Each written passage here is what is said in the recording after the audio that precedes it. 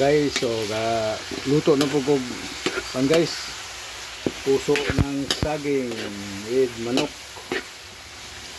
49 years sa akong asawa guys nga anniversary guys. So labi kay guys.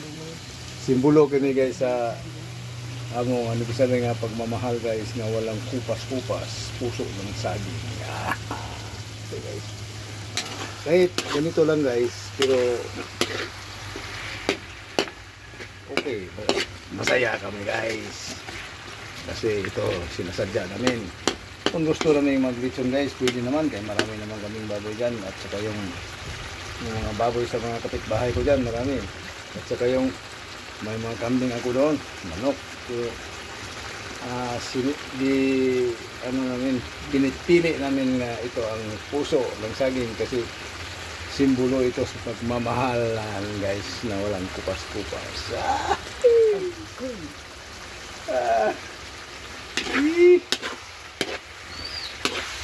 Kasi yung misis ko guys, mabait ito guys, at marunong pang magaling pa magluto guys. Oh,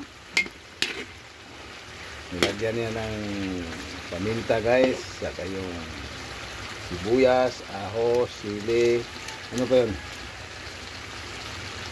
Ano pang ibang nilagay mo? Paminta. Paminta, Ricardo. Kompleto Ricardo din guys. Tapos binisa niya yung manok. Ang puso hindi pa na nilagay kasi hindi pa nalambot itong manok. Pag malambot na ito, yan na. Girada na yan. Ilagay mo na yung puso. Parang kompleto itong Ricardo mo.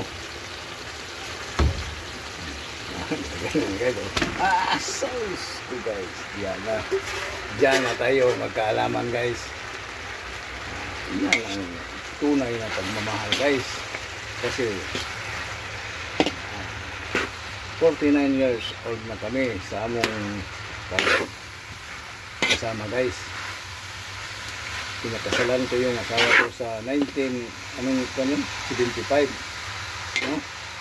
November 25 1975 hanggang ngayon guys, hanggang kupas-kupas. Masaya kami guys. Baka maisip nyo guys na hindi naman lamang sila nag-lechon, nag-ihaw ng kambing. Hindi naman yan guys, kasi kung magkatay kami ng kambing, maraming kambing doon, pero hindi naman yan kuan. Ito ang pagkuan. Masama yung kambing guys kasi malagi yung